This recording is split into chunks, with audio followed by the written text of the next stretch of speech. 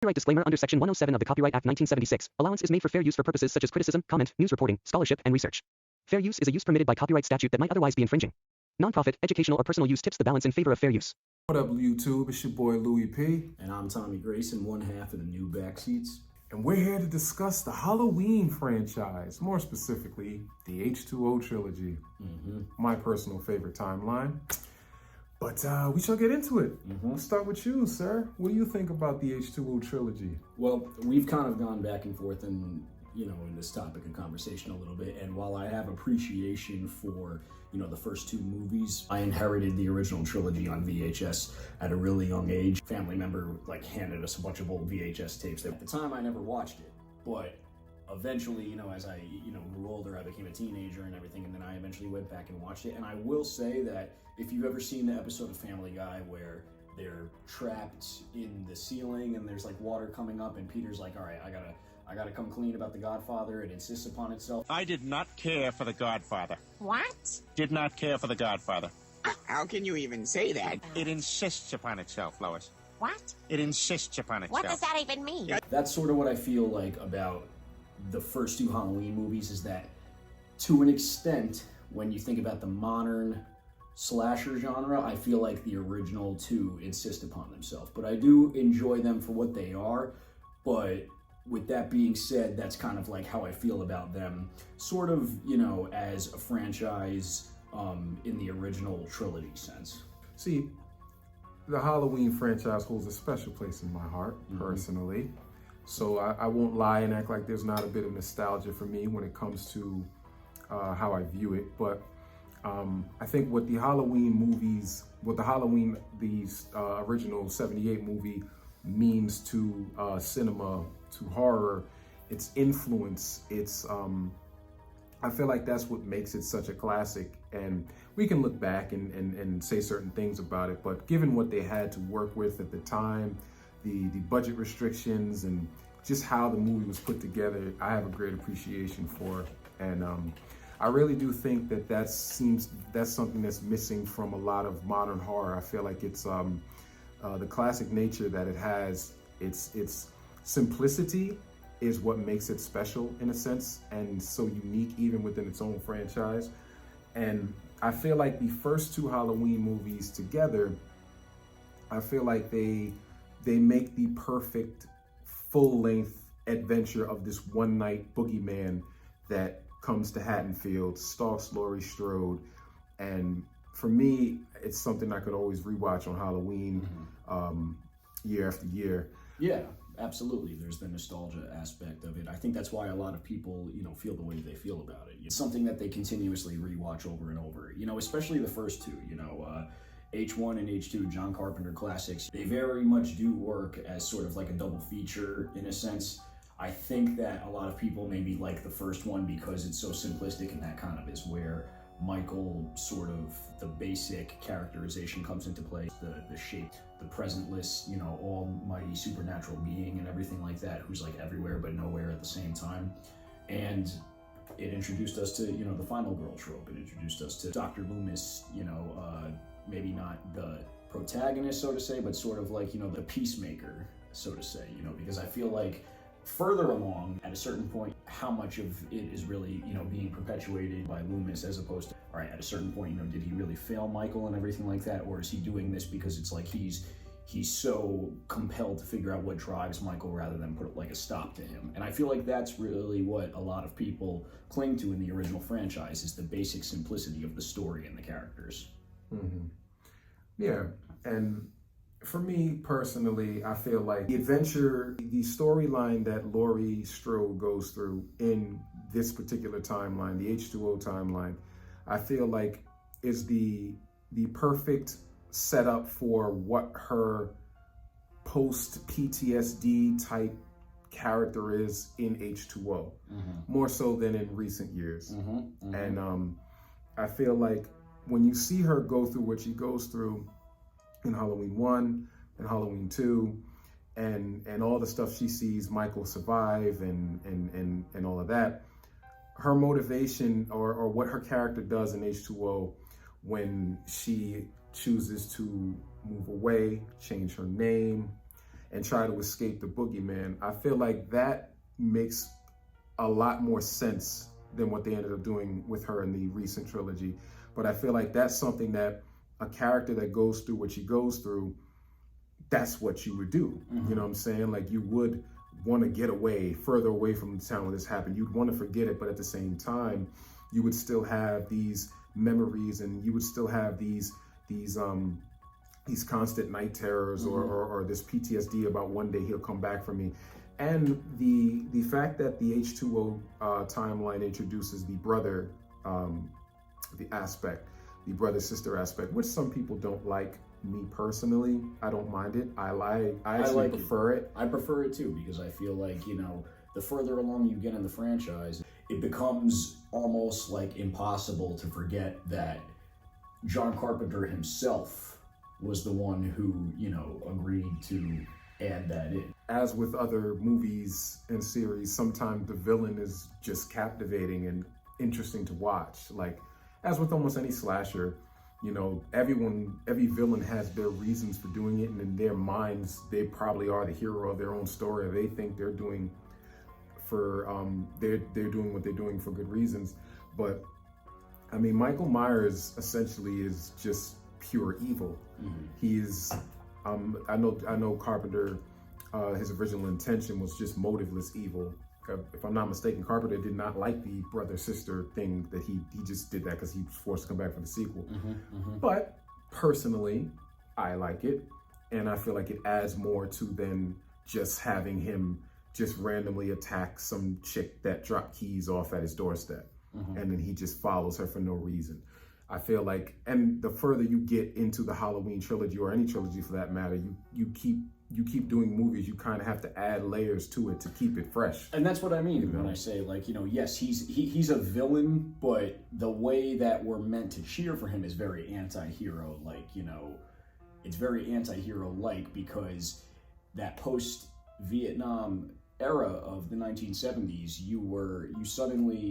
it wasn't just black and white as far as, you know, villains were concerned. There was that gray area. You know, you started to see these real life serial killers like, you know, Ted Bundy and John Wayne Gacy, and, you know, later on, you know, Jeffrey Dahmer, and, you know, even previously, you know, Charles Manson, and they were layered villains, and the media turned them into anti-heroes by becoming sympathetic. And that's sort of what I meant when I say that, you know, the movie sort of, I guess, without realizing it, they turned the character of Michael Myers into an anti-hero, even though he was meant to be a villain, by adding layers to the story, by adding the fact he had this connection with Laurie Strode, that the connection with his nephew and everything like that, the way that he was able to track Laurie down, despite the fact that she had moved to a completely different state, changed her name, changed her getup, the entire thing. It had been 20 years later.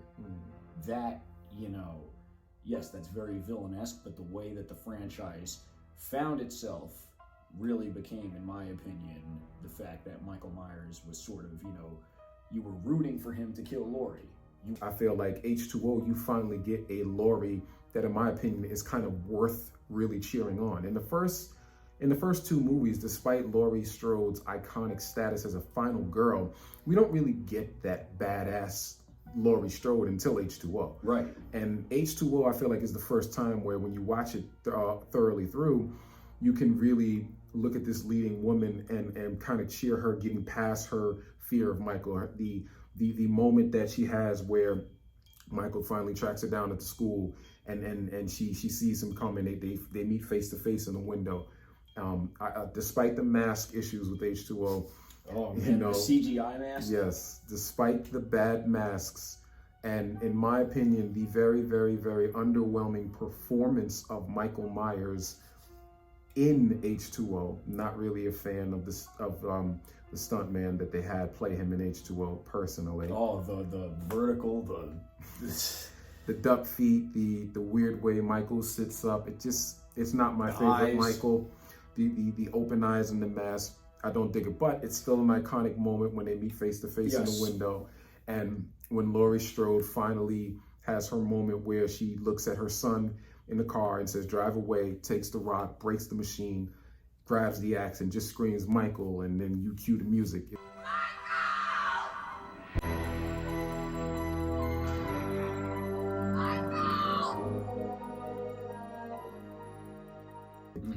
That to me feels very earned when you finally have the, okay, let's sit up in the seat. Okay, now we about to see the showdown.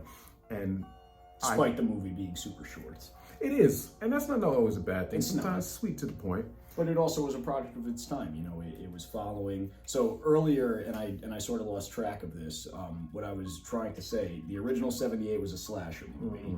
You know, very little blood and gore. The second movie became a flat-out splatter movie. You know, you got the syringe in the eye. You got Michael dunking the girl. You got, you know, the way that it.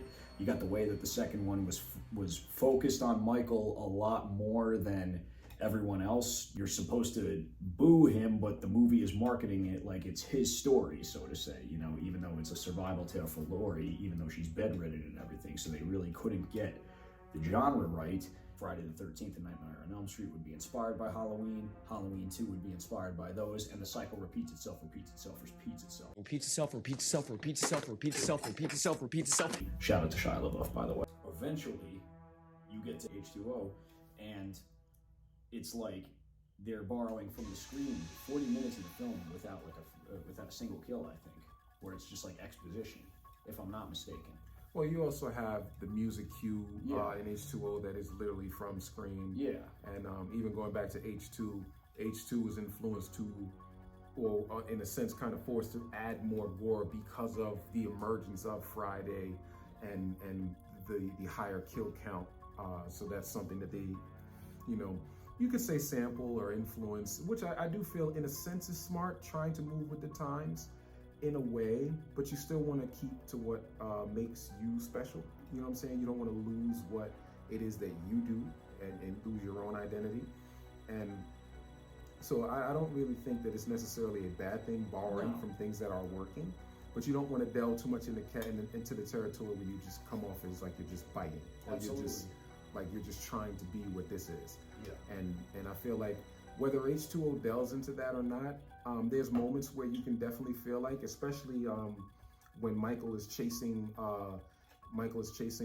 Laurie's son and his girlfriend, and that music cue comes in. It does feel like Ghostface is coming after. It feels like kind of like Screamish to me. It shot a lot faster. It shot a lot sleeker and tighter, as opposed to, you know, there was a lot of wide shots in the original Halloween and in the sequel, you know, Halloween 2. You know, there were a lot of those like wide shots, and then, you know, when they wanted to get close and everything, the camera would actually walk towards whatever it was, you know, like following and everything. Scream, it was known for its fast cuts, and, you know, eventually it started up with the jump cuts and everything like that, which became, you know, real popular and stale in the 2000s and everything. So it sort of predated itself in that, in a sense. And if I had to speak on the negatives of H2O or that timeline in general, I feel like from a narrative standpoint, the H2O trilogy is the best from a narrative standpoint. Yes. Now, from a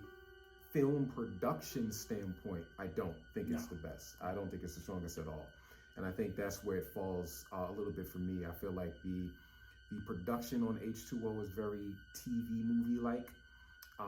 Even H2 tries its best to kind of match the tone of the first one and add a little more to it.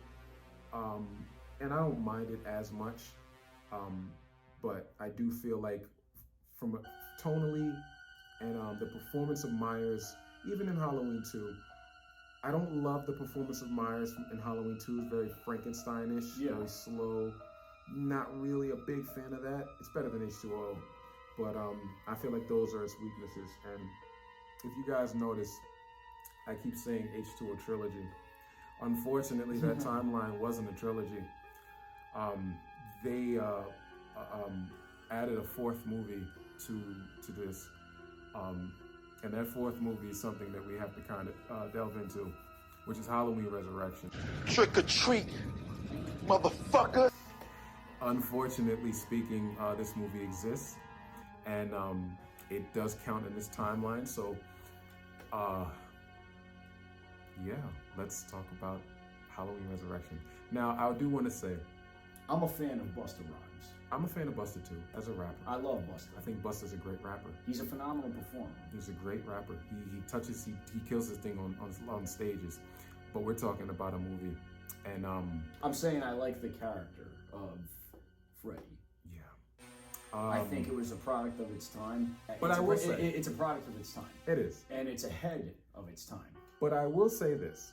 I'm going to be a positive person right now. I'm going to speak on a positive for Halloween Resurrection. I do think the performance of Michael Myers in Halloween Resurrection is very good. Mm-hmm.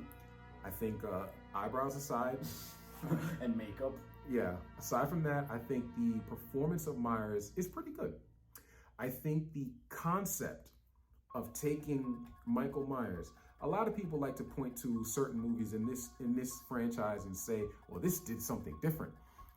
Every movie in the Halloween franchise does something different. What Resurrection does different, he actually kills Laurie. He actually achieves his goal. Yeah. Conceptually, it's an interesting thing to ask, well, what would Michael do if he actually completed his mission? If he actually killed Laurie? Well, he went home. He didn't bother no He more. literally handed the knife in. Put and the was knife like, down and went home. Peace. Went home. Grabbed a few rats, caught some Z's under there. It wasn't even in the house like that. It was literally sleeping in a cot under the crib, in the sewers, chewing on rats, and next thing you know, you got Busta Rhymes going. So you want to be on Dangertainment? Let's see what you got. And see, I feel like the concept of taking this character and having him complete his mission, and even using, this is the reality TV era, and using, found footage style in a Halloween movie, conceptually, I'm like, okay, I can see why you're trying to try something different, switch it up, blah, blah, blah. I don't think this movie is good at all. I think this movie is pretty bad. I think it's so bad it's good. Exactly. I think you could watch it and you could be amused. You're not going to be scared by it. And is it a good movie? I don't think it's poorly made. I think it gets a bad rap because of where it falls in context. I think it's one of those movies that's bad in context. I think that if it was another franchise, and if it was any other, like if it wasn't called Halloween Resurrection, I actually think that it would be one of the most beloved horror movies of all time. But see, that's the problem. I know. It's a Halloween movie. I know. And for a Halloween movie, doesn't really hit the mark. I don't feel like the blend... It's better than a lot of other Halloween movies that don't hit the mark. I'll put it to you like that. At least I'm more fond of them because I can have fun with it. Busta aside, I think it does a good job of, like you said, completing its story. And again, if it was maybe just played up into the horror aspect, by that point the franchise was borrowing from Scary Movie. So it's like it's you get to H20, which is borrowing from Scream, to Resurrection, which is borrowing from Scary Movie. So at that point, horror had become, like it was Bride of Chucky, Seed of Chucky, Halloween Resurrection, Jason X, Freddy vs. Jason. You're talking about a lot of trash movies out here. Except Bride of Chucky. Respect to Bride of Chucky. Well, I'm saying that in general, that's kind of where horror was at the time. It was in the toilet. It was in, all right, let's just throw a bunch of rappers in and, some goofy, out-of-pocket kills and, do it up. And with all due respect, it wasn't until a certain man by the name of Rob Zombie came and gave the horror genre a much-needed wake-up call and a reality check that it needed, that, Halloween would be spoken about in a different context. But for a long time... Not necessarily a good one either. Well, here's the thing. Hindsight is always 20/20. Let's remember that. It is. So it's revisionist history. Well, revisionist history would have us believe that Season of the Witch is a good movie. Well, see, now this wasn't part of this. No, it wasn't. I do want to address that real quick. Season of the Witch, I give the excuse that many fans give Halloween Ends. Season of the Witch is a movie people went into expecting it to be something, and it got something else, myself included. That's not true because when I rented none of the commercials showed Michael Myers. That's true, but when that movie first came out, I was too young, so I wasn't. When this was in theaters, I wasn't even alive. But when I was going through the Halloween trilogy and I got up to 3, I was a little kid saying, "Where's Michael Myers? Where's Michael Myers?" So I didn't judge the movie on its own merit. I judged it from the saying, "Where's Michael Myers?" Now it wasn't false advertised, but it was just me going into it expecting something different.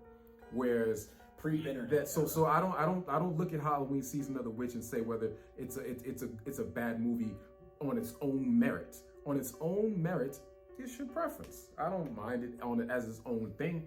Halloween Resurrection on its own merit, to me, is not a good movie, but it is an enjoyably bad movie. Yes. Like, it is a get drunk with your friends and just have fun with it type movie. I agree. And it's in the vein of Freddy vs. Jason for me, or Jason X for me. Like, I can have fun with it. Yeah. I can watch it and it doesn't bore me. I'm entertained. Yeah. But I don't really think it's good. And it does certain things that I'm not crazy about. I'm not even crazy about killing Laurie in the beginning of it. And I'm not crazy about the way that they explain how he survived in H20. I think that is absolutely stupid. It was dumb. A lot of moments in that movie that didn't make any sense. And to be fair, I don't think they were trying to.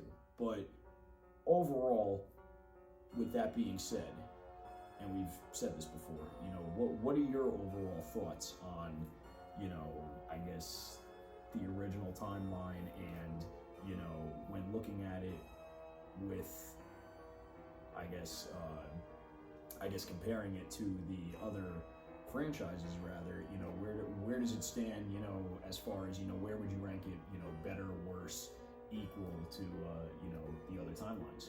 I think the H20 timeline is still the best narratively, the best timeline. And I feel like it's the timeline that makes the most sense with what following up the first one, you know, and just following Laurie Strode's story. The progression of Laurie as a character, to me, makes the most sense within the H20 timeline, and it feels the most natural. So from a narrative standpoint, it's my favorite of the Halloween franchise. I don't think it's the best production-wise, as I said, but I do think narratively, I feel like that storyline of Laurie and Michael makes the most sense and feels the most natural in this timeline. So I would say it's my favorite from that standpoint. I could agree with, you know, the overall sentiment. I mean, you know, aside from feeling like, you know, just the nostalgia for the first two movies insist upon itself rather than the actual first two movies, and I say that mainly because they're not my favorite Halloween movies, me personally. I could respect them and what they mean to not only the Halloween franchise, but you know, the Halloween fans and the horror community as a whole. You know, when people think Halloween, they're always going to think 78. They're always going to think H2. They're always going to think, you know, of the original timeline, because it's ultimately going to be the moment where they either gave up on the franchise or stuck with the franchise through thick and thin. Good way to look at it. I agree. So that's it for the H20 timeline, and next up, we are going to be discussing a very, very, very controversial franchise.